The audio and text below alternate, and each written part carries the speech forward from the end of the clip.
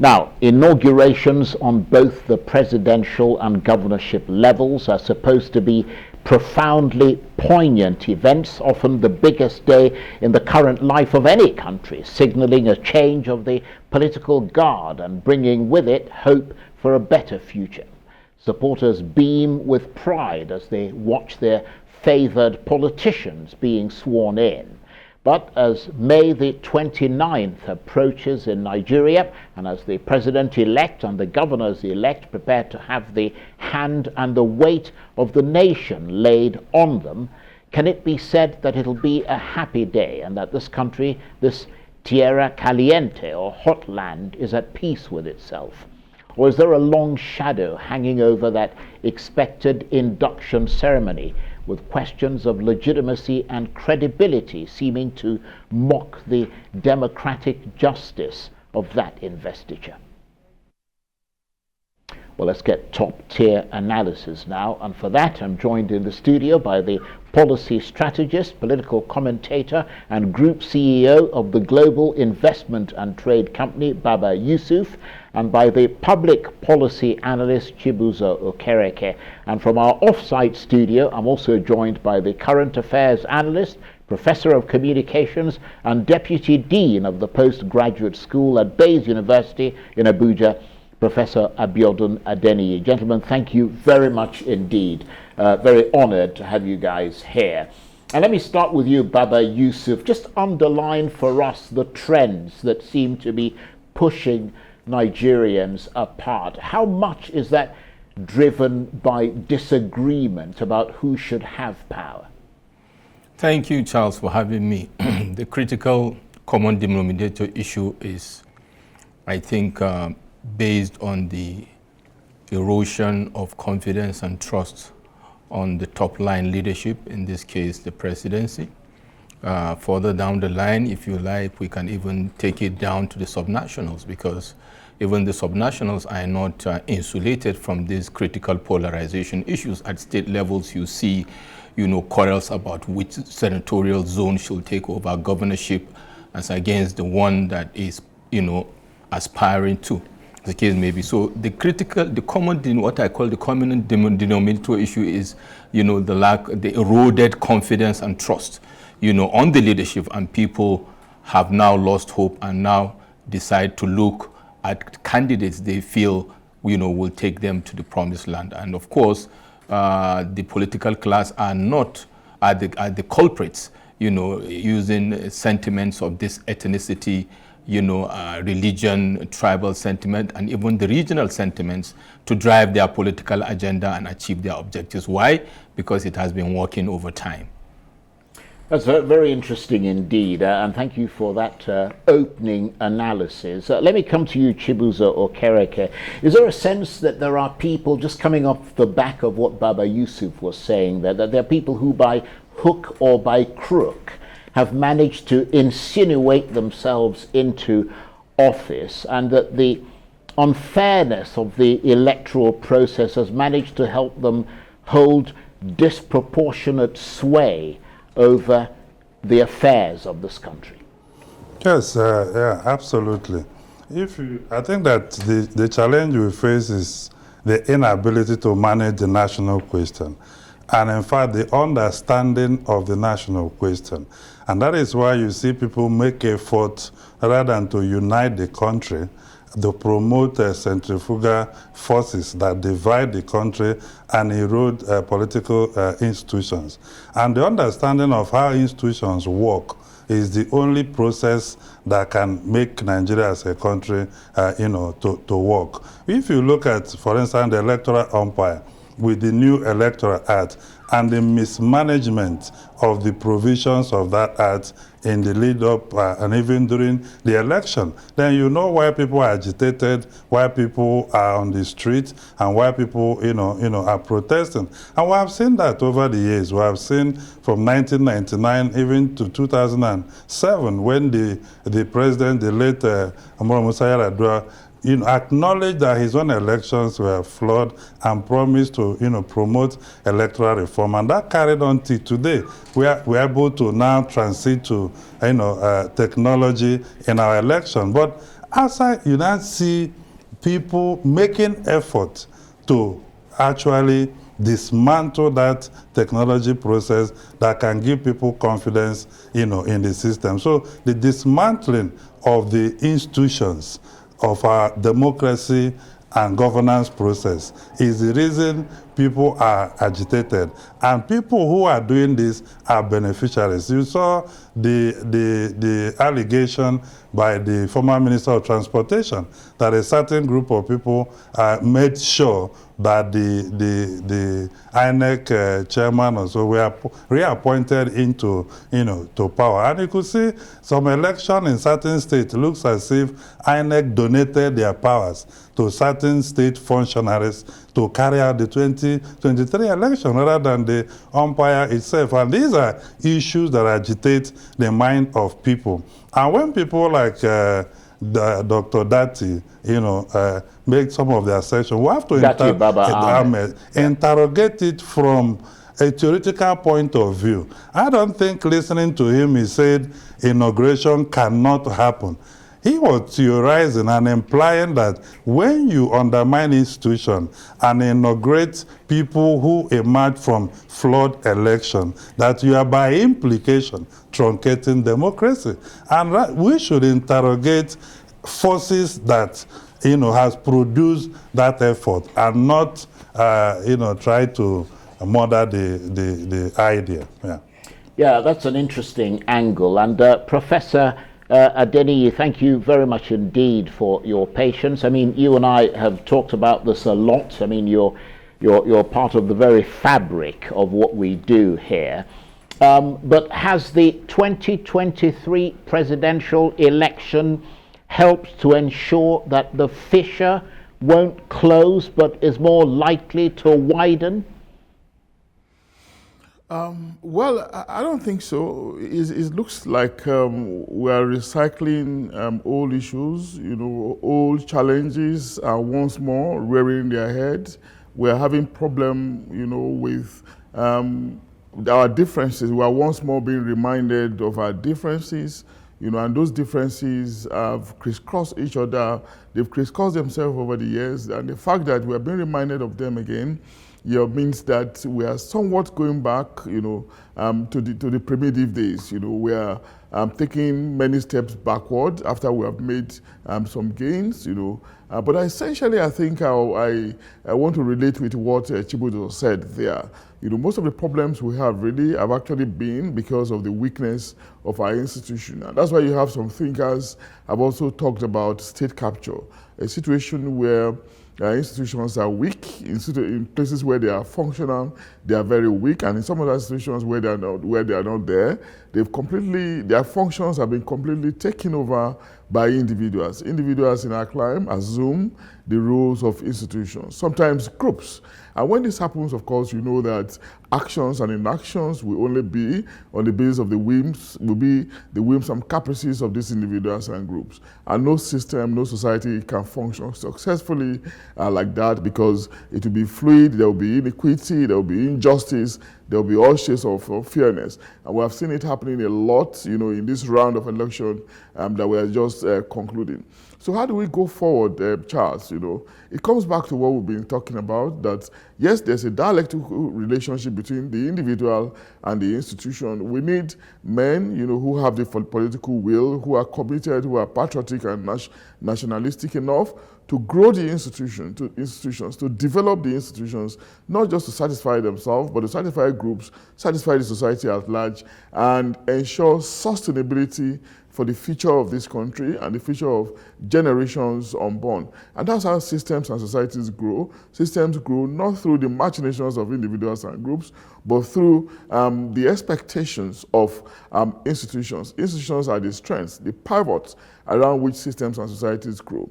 And of course, our political institution is coming into the fore here. We're discussing it now because of elections. It's not just limited to the political institutions. The economic institutions are also found wanting. One institution in this country that looks still very strong and still very helpful in sustaining the entity called Nigeria is a military institution. There are so many examples that we can draw from them, and in trying to draw those examples, it shouldn't just be at the level of wish, but it should be in action as well. And that's why we are also looking forward, with high expectation to the next administration, hoping that, yes, it will be a true renewal of hope, a true renewal of conscientious attempt at growing the institutions, not at continuing with the legacy of empowering individuals at the expense of the state, Charles. Okay, well, thank you for that, Prof. And I will come back to you in a hot second. But that's an interesting point, Baba Yusuf, because there's got to be a way to move things forward. Is it likely that Bola Tinubu, who is, whether you like it or not, the president-elect at the moment, will be able to unite the opposing sides, or will it be near impossible for him to put in place the level of political compromise that will be required to achieve that unity? Thank you, Charles. I think it's possible. If we look at antecedents, and if antecedents are anything to go by, Asiwaju Bola Ahmed Tinubu has the opportunity to demonstrate to Nigerians that he is coming at the right time, and all that we have heard or seen about him, for those that know him, are true to the paper and not pretenses of politicians. From his days during the time of the fight for democracy, the days of Nadeko build up to the beginning of this political regime from 1999 to date. Well, it is time. I mean, he has to face that reality for him to be really productive anyway, given the situation in the country now. One of the key critical success factors moving forward is the fact that Nigerians have woken up. Nigerians are more politically conscious. Nigerians understand what is called the statement of demand from their leaders. And to be honest, Charles, I expect that to go down, trickle down to the subnationals as well. So this is a test, of leadership capacity of Asiwaju Bola Ahmed Tinubu. And for him to achieve all that he has enumerated in the Renewed Hope agenda, manifesto, there is definitely need for him to demonstrate political dexterity, to foster unity and healing, which is one of the key points he made in his acceptance speech. That remains to be seen in action. So I expect the critical first steps will be those steps that will, engender some kind of confidence, moving on to appointments, moving on to project execution, and further engagement with the legislature and other critical stakeholders over and beyond the All Progressives Congress. Because the way it is now today in Nigeria, whoever is taking mantle of leadership at national level, at subnational level, must understand that the cohesiveness of his or her administration, will be based on how that person is able to bring people together, is able to assuage the fears. Because one of the key issues of this hue and cry is actually fear, Charles.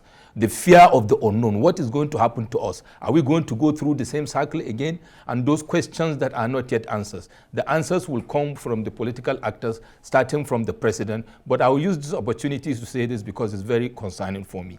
While we are talking about the incoming president, let us also not forget to have what is called peripheral vision on the critical players to the progress of Nigeria. And these are the critical leaders at the subnationals. The governors, with all due respect, have been underperforming. If you look at the revenue, sharing formula, while the federal government takes about over 52%, the states take about over 26%, while the local government takes about 20%. And we see how most of these governors are more transactional than strategic in delivering the dividends of democracy, because at that point it's closer to the grassroots, including the local government. They have stifled the local government institutions and taken over, basically refusing to adhere to the principle of devolution of powers. So Charles, to close, this is going to be a test, for the leaders, but the Nigerians have spoken. However you want to see it, moving forward is not going to be business as usual for the political class. Well, that's a very good point there. And I suppose at the heart of what you're saying is really development. I mean, people have to look and have expectations of the country to develop. And Chibuzo, Okereke, as rival political parties battle for control, what is that doing to the heart of this country, which really, as we said, should be about development across the nation? Well, I would say first, Nigerians need to know that Senator Tinubu is not the problem of Nigeria. And this is very important because he merely exercised his democratic right to seek for an office. And other candidates also did the same. And he didn't announce himself. INEC announced him. And we have to focus our energy on the institution with the responsibility to deliver credible election, which obviously failed to a great extent in this respect. And when my brother Baba talked about Nigerians have spoken, you have to go down in history to know that this is the first time where if you put the votes of the runner-up, first, second, and third, it's almost twice of the vote of the candidate that won the election. And the man applied for the job. And that figure tells you there is a problem, because we are running first past the vote system, whereby there is no proportional allocation of anything to those who have lost. The winner takes everything, irrespective of the fact that if you add Mr. Atiku's vote to that of Obi and Kwankwaso, you'll be getting nearly 16 million votes. Now, those 16 million people are saying this thing did not go in the right direction, as against 8-point-something million. And definitely there's going to be a challenge. And I found the speech made by Senator Tinubu when he won the primaries, very tough primary, more unifying than what is going on now. His media handlers are behaving as if the election is well ahead. They are not acting like they have a president-elect already, spending time to unpack the agenda of the president-elect and what have you, and whet the hope of Nigerians. And for the rival parties, what is necessary is that they have already approached the court. They have to have confidence in the judicial process.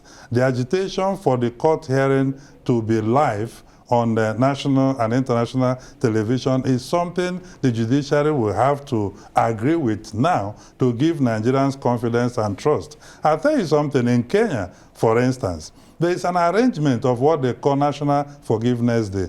Usually after the election, some months after the election, all the key gladiators will come together, confess in quotes their sins and actions, and then people forgive each other. The gladiators hug each other, symbolism of national unity and cohesion.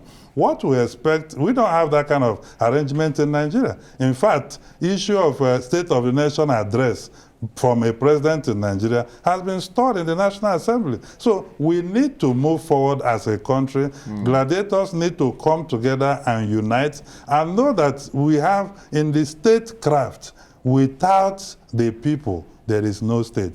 The people is the fundamental character of a state. And when the people are disillusioned, lack hope, you need to whet their hope and inspire confidence in them. Yeah. That's a good point. Let me come to you, Professor Adeniyi, because, I mean, Chibuzo Okereke there talked about the elections, and that seems to be a recurring theme. I mean, is that the epicenter of this political crisis in your assessment? Is it the perception that this election was not free and fair, or has it metamorphosed into religion and ethnicity and the feeling that parts of this country are not being treated fairly when it comes to political leadership because of the, if you like, asphyxiating control exerted by other parts? Quite a lot of issues that you raised in that question, Charles, But first, we need to understand that the election was keenly contested. This is the first time that we're going to have an election that is so close in about 20, or since the Fourth Republic, so to say. The election was keenly contested, and against that background, it was expected that the outcome was also going to be highly disputed. So I'm not too surprised that we've witnessed this level of disputation, this level of contestation of the election. And that's why we should continue to be gratified that we have a legitimate constitutional recourse, constitutional route, for the ventilation of our disappointment, our irritation with the outcome of the election, which is the courts. And of course, we are happy that aggrieved parties have also resorted to the courts, but again, do not forget that there's a heavy weight now. There's a high level of expectation on the part of the courts, and that's why, frontline legal minds are saying that the courts or the judiciary should probably live up to expectation and try to dispense the case as quickly as possible, even ahead of swearing in, even though, again, that our constitution does not provide for that. The constitution provides for a longer time than what some minds are presently advocating. While some of these issues will continue to be in conversation, they will continue to be topics that we'll be discussing.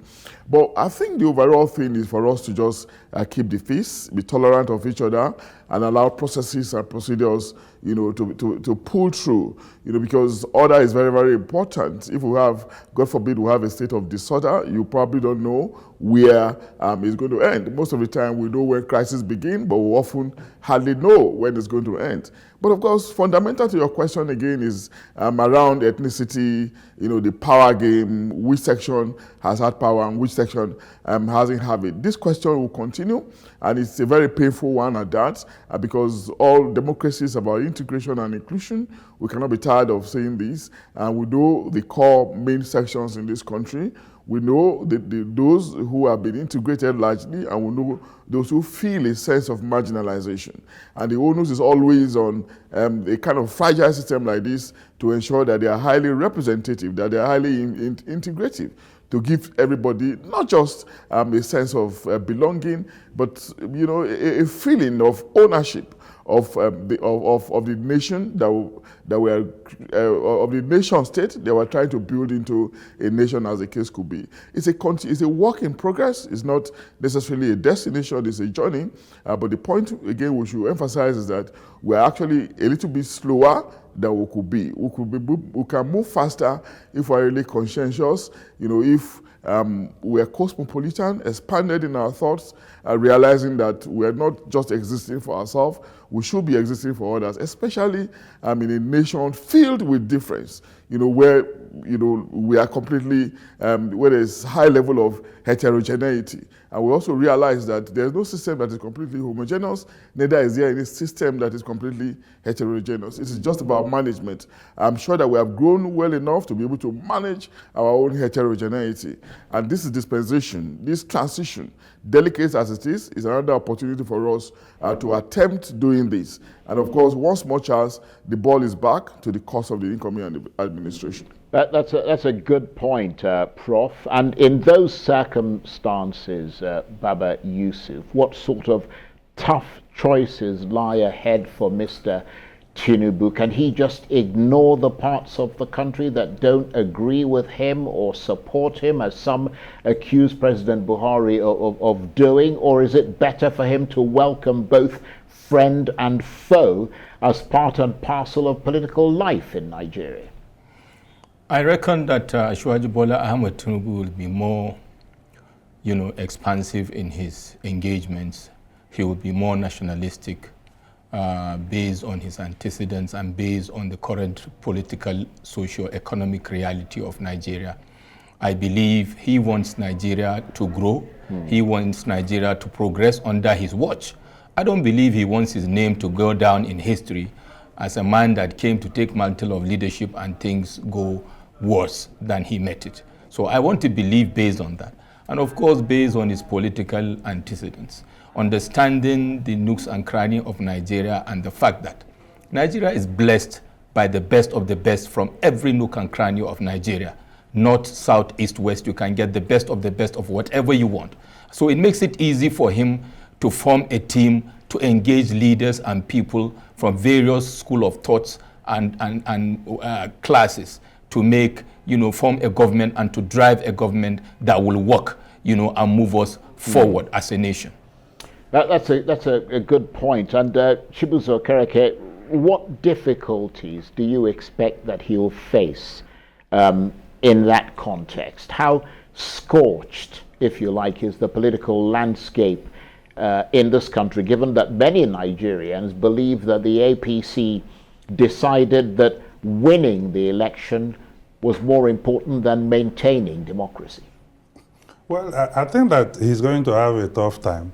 There is no doubt. And some of the media lords that are around him are already, making the situation very difficult with the kind of post and statement we see. But I acknowledge that he's a veteran in the field. He's very knowledgeable, and I'm sure that he will understand the importance of engagement, expansive engagement, like Baba mentioned. Very key is that those national questions we need to answer. You begin to address them, as a president. But again, also, the APC, they didn't focus attention on leadership. So now the president-elect will have that responsibility to unite the country while building the expectations of people on the court process, because that is very key. Most of the people you see today who are against the president-elect, and I have said, he is not the person we should focus attention on. Attention should be focused on the electoral umpire and the government of the day that promised, even at the level of United Nations, to deliver credible election. Focusing attention on somebody who exercises democratic right and was declared winner is not the best way to go. Okay. And we have to agree on this, and the president-elect have to know this is a very tough job. For me, he should start even visiting a different senatorial district to engage, and not just allow some leaders to make decisions on his behalf. Okay, and I'm going to give the last word to you, Prof, because we've got less than a minute. I mean, you touched on this earlier, but some pundits have suggested that one of the most toxic issues, which is a real tinder for crisis, is the issue of ethnic animosity and the idea of who counts as one of us, and that people of a different ethnicity aren't like you, can't be trusted, or don't deserve what you deserve. How do you assess that issue? And we've got less than a minute. Yeah, I think it's something that leadership can do a lot about, and it's just about engendering confidence. Like one of my colleagues said there, it's about reassuring citizens living everywhere, anywhere at all, that Nigeria belongs to all of us. And not just making this reassurance, but taking concrete steps to protect them, from harassment, from intimidation, in the future, they are free to belong to any political group, to do any business that they want to do, and of course, you protect them, give them this assurance. So it becomes very easy for the animosity that has reigned before now to fizzle out. And once more, we'll be back, the ship of state will be back on a smooth sail. But more importantly, Charles, I think it's also very important, for the incoming administration to identify, the most pained, or the most grieving, the most hot section of the country, and make some specific moves, take specific actions to assuage their feelings, because once more we have made this point severally, and we cannot be tired of making it that it's all about integration, it's all about continuous process of consensus and peace building. Right. On that note, positive note, I should say, I want to thank all of you very much indeed. Professor Abiodun Adeniyi, who's a current affairs analyst, professor of communications and deputy dean of the postgraduate school at Bayes University in Abuja. Baba Yusuf, who's a policy strategist, political commentator and group CEO of the Global Investment and Trade Company, and of course Chibuzo Okereke, who's a public policy analyst. Thank you very much indeed. That's it for this edition of Arise Prime Time. Join us again next week. From me and the entire team here in Abuja, bye-bye and thank you for watching.